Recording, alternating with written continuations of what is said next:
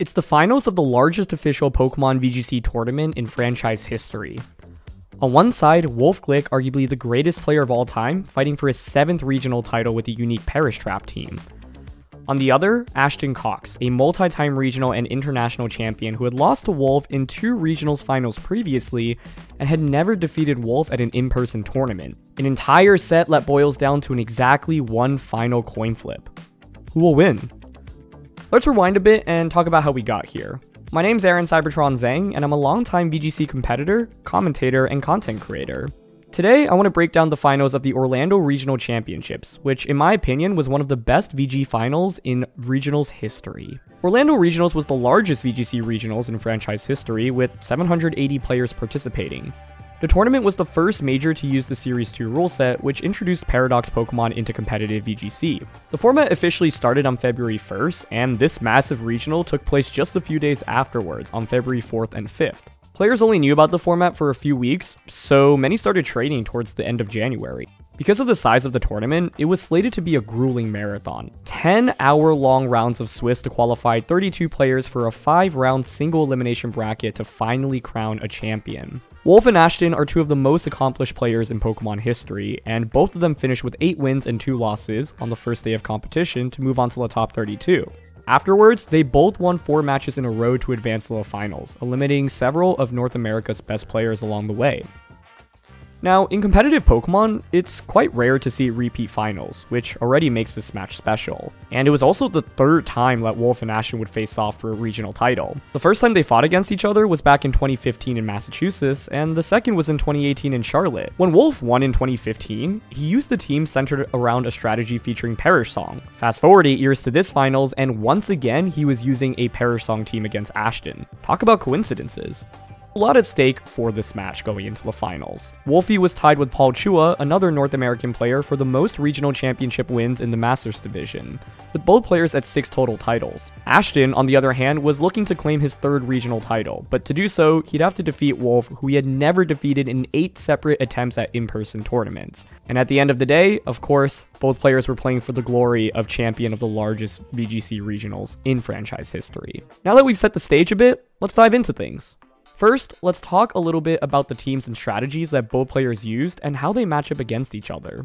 Wolf was using a team centered around a move called Perish Song. Now, when Perish Song is used, all Pokemon on the field gain a Perish count. Starting at 4 on the turn Perish Song is used, the count decreases by 1 at the end of each turn, including the turn that the move is used. And when a Pokemon's Perish count reaches 0, it faints. Now, normally, you can simply switch a Pokemon out to get rid of the Perish count. However, Wolf's team had a Pokemon called Gothitelle, which traps Pokemon in through its ability Shadow Tag and prevents them from switching out, making Perish Song much scarier. Wolf's team utilized Perish Song often, but it also had a deceptive amount of offense through Pokemon like Palafin, Arcanine, and Fluttermane. The combination of sheer offense on Wolf's team combined with the potential of Perish Song at any point made for a deadly combination. Wolf's team also featured Screamtail, a Pokemon that saw very little usage in the format, but fit onto Wolf's team perfectly. On the other side, Ashton used the team with several Paradox Pokemon and one of the premier strategies introduced in Scarlet and Violet, Dondozo and Tatsugiri. Here's how the strategy works. When a Tatsugiri with the ability Commander is on the same side of the field as a Dondozo, it will enter the Dondozo's mouth and combine with it. Dondozo then will have its attack, defense, special defense, and speed raised by 2 stages each. After this, Dondozo cannot switch out. This generally makes Dondozo difficult to knock out through pure damage. But Perish Song doesn't care about Dondozo's stat buffs, and since Dondozo can't switch out after combining with Tatsugiri, Perish Song is a really effective strategy in dealing with it. Generally, as a result, Dondozo players don't use the Dondozo and Tatsugiri combination too much against Perish Song teams. Ashton's team also has one key Pokemon in particular, Gholdengo. This is a crucial Pokemon against Wolf's team because it deals a ton of damage and has an ability that provides immunity to Perish Song. It's also a Ghost type for good measure. Ghost type is the only type that can't be trapped by Shadow Tag. Ashton's Iron Hands also has Volt Switch, a move that can circumvent a Perish Song counter even with Gothitelle Shadow Tag active. This means that it can be difficult for Wolf to get good value from Gothitelle in the matchup. Ultimately, this matchup boils down to a couple of key questions. How much value can Ashton get from his Gholdengo? Can Wolf knock out Gholdengo quickly enough before it KOs his team? Will Ashton consider bringing Dondozo into the matchup even though Wolf has Perish Song? Will Wolf even need to use Perish Song in order to win matches, or can he just brute force it through offense? To kick off the first battle, Wolf leads with Palafin and Arcanine while Ashton leads with Iron Hands and Gholdengo. Arcanine is immediately in a great position here as it drops Iron Hands' attack and threatens Gholdengo with a super effective Flare Blitz. On the first turn, Wolf pivots Palafin out into Amoonguss to allow it to transform forms and saving it for later, and the Amoonguss takes some damage from Shadow Ball as Iron Hand flinches Arcanine with Fake Out. The second turn of this battle is immediately game defining. Arcanine is able to immediately get a one-hit knockout onto Gholdengo with Flare Blitz. Now, Wolf's Arcanine was trained in a way specifically to guarantee a one-hit KO onto most Gholdengo sets, but Ashton's Gholdengo actually had so much defensive investment that he likely thought he would survive the attack, especially since few Arcanine actually would run max attack investment. Gholdengo is one of the most important Pokemon in this matchup for Ashton, and with it going down so quickly, Wolf takes a huge early lead. Ashton also commits his Terra to Iron Hands to prevent it from being put to sleep by Amoonguss' Spore, and at least manages to knock out Arcanine in return, but he's still behind. Ashton then brings in Tatsugiri to replace Gholdengo, while Wolf brings out Palafin. We can actually see that Ashton had the potential to bring out Roaring Moon instead, but he was likely worried about Wolf potentially bringing in Screamtail or Fluttermane. Both have 4x super effective fairy type attacks, and with Terra already committed on Ashton's side, he has no defensive capabilities against those fairy type attacks. Roaring Moon would have been well positioned against the combination of Amoonguss and Palafin, but Ashton's hesitance to bring it immediately certainly can be justified here. Wolf makes a defensive play afterwards, switching Amoonguss into his final Pokemon, Screamtail, while protecting Palafin, as Ashton uses 2 attacks into Palafin's Protect. This play is really safe by Wolf, as Ashton's Pokemon do not threaten Screamtail much. Even if Ashton had predicted Screamtail to come in this turn, there's really not that much he could have actually done given the attack drop on the Iron Hands and just the lack of good offense into Screamtail coming out from Tatsugiri. Screamtail is now incredibly well positioned against Ashton's team and uses Play Rough to almost just get a one-hit knockout onto Tatsugiri. Tatsugiri misses a Draco Meteor onto Amoonguss, but the miss is not game defining here as Amoonguss would have been able to survive it easily. Iron Hands then deals minimal damage to Screamtail, and at this point, Ashton likely realizes there's just not much he can actually do to win with Roaring Moon as his final Pokemon. He just doesn't have enough damage output into Screamtail, and Screamtail's Play Rough is too difficult to deal with. If he can land a critical hit Wild Charge onto Screamtail, then perhaps Roaring Moon can be in a position to clean up the battle. On the next turn, Screamtail then KOs Tatsugiri as Iron Hands does minimal damage with Wild Charge, and Amoonguss chips away at Iron Hands with Pollen Puff. At this point, we know Ashton has Roaring Moon in the back, which is not very useful into Wolf's team and the Pokemon he brought into this battle. But could you imagine if he had Dondozo in the back instead? On this turn, he could have switched Iron Hands into Dondozo, preventing Tatsugiri from being KO'd and being in a position to sweep with the late game Dondozo. Even though this game is not over, at this point Ashton's likely thinking about how even though it seems unintuitive to bring Dondozo into a matchup with Perish Song, there still might be some value in doing so. Roaring Moon ends up coming in to replace Tatsugiri, and it uses Acrobatics onto Amoonguss, which switches into Palafin and deals a small amount of damage, while Screamtail picks up a one-hit KO onto Roaring Moon, and Iron Hands fails to KO the newly switched in Palafin. Now, Ashton had the potential to target Screamtail with Acrobatics before the battle ended, but the reality is that Acrobatics just doesn't do enough damage. In fact, even with a critical hit, Screamtail would survive, which is a testament to its bulk. Finally, Wolf knocks out Iron Hands with Terra Water Palafin and Wave Crash and wins Game 1. The first game was defined by a couple of elements. Gholdengo being knocked out immediately and the lack of damage from Ashton's side as soon as Gholdengo went down. Roaring Moon in particular contributed very little value in this match. You may be wondering, why did Ashton even bring Roaring Moon at all in the first place? The answer is that with Booster Energy, it can actually outspeed Wolf's entire team and prevent Perish Song using Throat Chop. Wolf didn't even need to use Perish Song at all during that first battle though, and Screamtail in particular was a huge offensive threat, especially since Ashton committed his Terra so early on. Thus, going into Game 2, Ashton's likely thinking about how he can conserve Gholdengo better and what he can replace Roaring Moon with. Perhaps Dondozo is the right answer here. The pressure was definitely on for Ashton at this point. The last 2 times he had faced Wolf in the finals, he had lost in just 2 games immediately, and with him down 1 game now, he'd have to win 2 in a row in order to beat Wolf and become regional champion. Ashton starts off with the second game with a huge adjustment, leading Dondozo immediately. Dondozo is exactly the adjustment highlighted earlier, and by leading it, Wolf has to respect the possibility of Tatsugiri switching it at any point and combining with Dondozo. Ashton makes a risky but brilliant play on the first turn, using Substitute with Dondozo as Wolf protects with both of his Pokemon. Wolf plays passively here to scout for a potential Tatsugiri switch-in, but Ashton capitalizes off this. Getting a Substitute up with Dondozo is a huge deal as it prevents future Intimidates from Arcanine. On the second turn, Wolf switches Palafin into Screamtail as he goes for Terra Water with with Arcanine to prevent it from being KO'd by Earthquake or Wave Crash from Dondozo. Ashton switches Gholdengo out into Iron Hands, not Tatsugiri. It's clear that Ashton at this point has recognized how valuable Dondozo can be, even without Tatsugiri, and at this point, he's already forced Wolf's Terra, a much stronger position than in the previous game. On the third turn, Wolf switches Arcanine into Amoonguss as he recognizes he needs to save it for Gholdengo. If you don't save Arcanine for Gholdengo, it's really difficult to knock it out. Screamtail then uses Perish Song as Iron Hand Volt switches into Gholdengo, and Dondozo chips Screamtail for some damage. The Volt switch play here is fantastic for Ashton, and with Arcanine having switched out, Gholdengo is so well positioned at this point. Ashton then switches Dondozo into Tatsugiri, as Dondozo really can't deal much damage at this point. Switching into Tatsugiri also applies more pressure into Arcanine or Palafin should Wolf switch either in. Wolf plays defensively and protects Screamtail, while Gholdengo uses Make It Rain and Amoonguss spores the newly switched in Tatsugiri. The Spore play is a really nice prediction by Wolf, but the honest truth is that it still doesn't really advance the game state that much for him, because he still has to face down Gholdengo. Tatsugiri isn't really the problem right now, and so for Ashton, even though Tatsugiri is put to sleep, it's still a strong spot for him.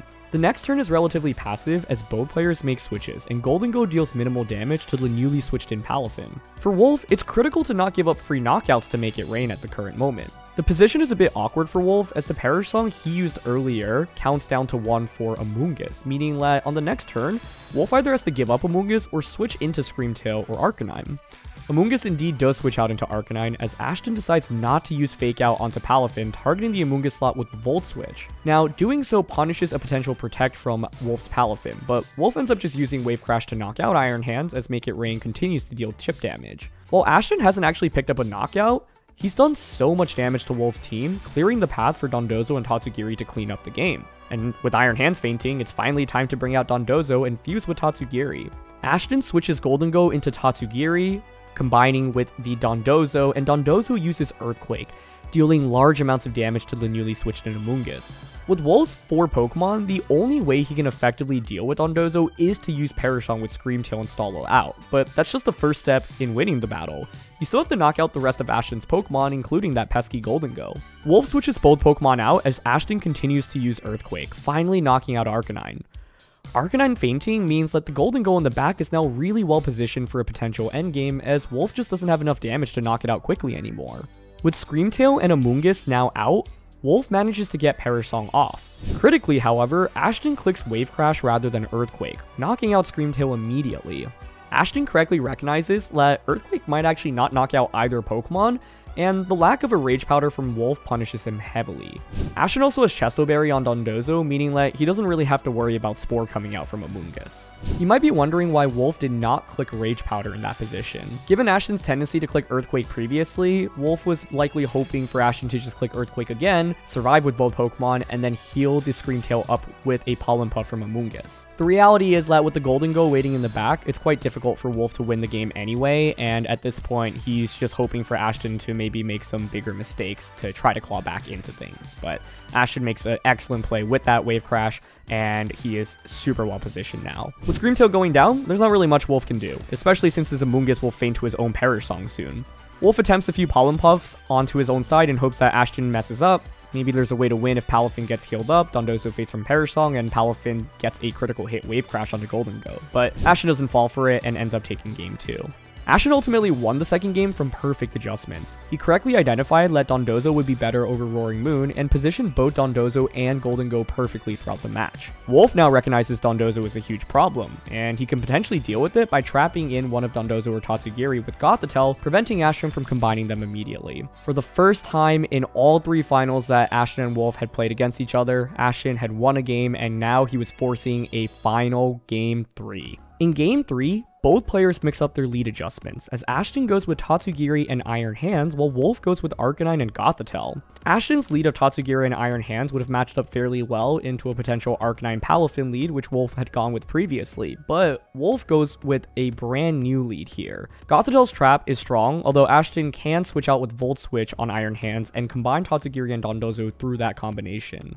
To start the battle, Arcanine immediately switches into Screamtail while Tatsugiri gets some chip damage with Muddy Water and Iron Hand flinches Gothitelle. Wolf recognizes how important Arcanine is, once again for the potential Golden Go in the back, and wants to conserve it. Ashton at this point must be feeling the pressure now, as his Tatsugiri can feint to a combination of Play Rough from Screamtail and Psychic from the Gothitelle. If Tatsugiri goes down before fusing with Dondozo, it's a complete nightmare for Ashton.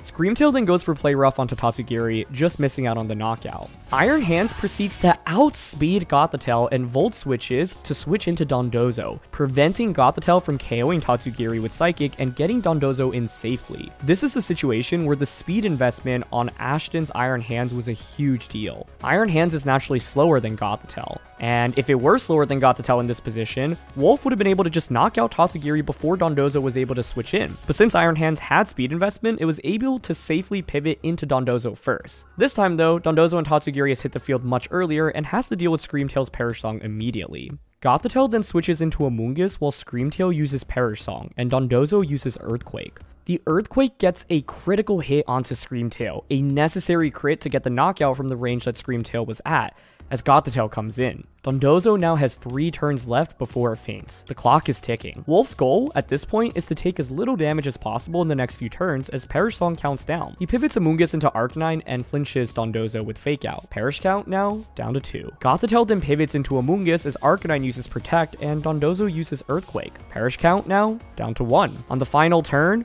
Amoonguss pivots back into Gothitelle as Arcanine terras into Water. Arcanine attempts to double protect but does not get it, as Ashton clicks Earthquake to damage Arcanine and Gothitelle. Perish count now has finally fallen down to 0 and Dondozo is knocked out, forcing Tatsugiri back out. This, in my opinion, is one of the most important turns in the entire set. First, Wolf recognizes that if he loses Arcanine, he cannot beat Golden Go, so he goes for Terra defensively to make sure that it can survive the turn. While going for a double protect is considered risky in VGC, Arcanine had no better option that turn, so might as well go for it to conserve some HP if you get it. Ashton had the opportunity to go for Wave Crash onto the Amoonguss slot, which would have KO'd Gothitelle on the switch in and breaking through the trap, but he does not, and now Tatsugiri is trapped in against Gothitelle and Arcanine. Ashton is now tasked with bringing Golden Go or Iron Hands in to replace Dondozo. He knows Golden Go got one-hit knocked out in Game 1 by Flare Blitz, so he's certainly worried about a fake out from Gothitelle into Tatsugiri and a Flare Blitz into Golden Go for a double knockout and the win. As a result, feels like Iron Hands is the only answer. With Iron Hands out, Ashton goes straight for the Wild Charge onto Arcanine rather than a fake out. If Wolf messes up here and does not fake out Iron Hands will actually knock out Arcanine and Ashton's Golden Go will simply win the game. Wolf correctly goes for fake out onto Iron Hands as Extreme Speed KOs Tatsugiri. We finally arrive at the biggest turn of the entire set. Golden Go comes in to replace Tatsugiri. Since Golden Go does not have a defensive Terra or Protect, Wolf knows that he can safely launch a Flare Blitz into that slot. If it KOs, Wolf wins the game as Iron Hands can't actually KO Amoonguss and Gothitelle thanks to the combination of Pollen Puff and Heal Pulse. If it misses the knockout, then Ashton wins as Golden Go will easily defeat Amoonguss and Gothitelle. Now, at this point, Wolf likely feels very confident that he has the victory, since Golden Go generally don't have that much HP and defense investment. On the other hand, Ashton knows that his Golden Go actually has a lot more HP defense investment than Wolf likely expects. And with Ashton's EV spread, it comes down to a literal 50-50 coin flip in terms of the damage rolls. Both players lock in their moves, and we see Flare Blitz from Arcanine target down the Golden Go. Golden Go's HP bar moves lower and lower and lower until it hits 0 and gets one hit KO'd once again by Arcanine. At this point, Iron Hands can't deal enough damage now, and Wolf claims his 7th regional championship title. Is canceled. Wolf Lick taking the series, your Orlando Pokemon Regional Champion. Both players made excellent plays throughout the entire game, and as mentioned, Wolf probably felt pretty confident in getting the knockout on Golden Go with Flare Blitz both times, but as we now know, it was actually much closer than one would have expected with all the bulk that Ashton had. Wolf's gamble to go with Gothitelle as a lead punished Ashton heavily as well in this game, and while it didn't look like a great tool on paper, it worked out. The previous 2 times Ashton and Wolf had met in a regionals finals, Wolf won in a relatively dominant 2-0 victory both times. This time, we had one of the closest finishes in regionals history, with the set's victor boiling down to a virtual coin flip. Ashton's growth as a player has been tremendous in the past decade, and while he was not able to win this time, he came so remarkably close and played so well. This was one of my all-time favorite VGC finals. From Screamtail carrying Wolf's team offensively in Game 1 to Ashton's perfect positioning and adjustment with Dondozo in Game 2, and of course, multiple dramatic damage rolls with Flare Blitz in both Games 1 and 3. Pokemon is a game with razor-thin margins, especially when both competitors are playing at the highest of levels, and the set between two of the greatest Pokemon players of all time came down to whether or not Gholdengo would survive that Flare Blitz. In the end, to win in a Pokemon tournament, you need to not only be incredibly skilled, have a great team, but you also need some things to go your way throughout the tournament. And in the end, Wolf was on the right side of the Flare Blitz coin flips both times. Ashton, while he may be disappointed, can hold his head up high knowing like he played so incredibly well and adjusted even when the pressure was against him down one game. And Wolf played truly one of the most perfect tournaments that I've ever seen in VGC history. And he did it in a dominating fashion with a team that really very few, if any, other player in the world can pilot.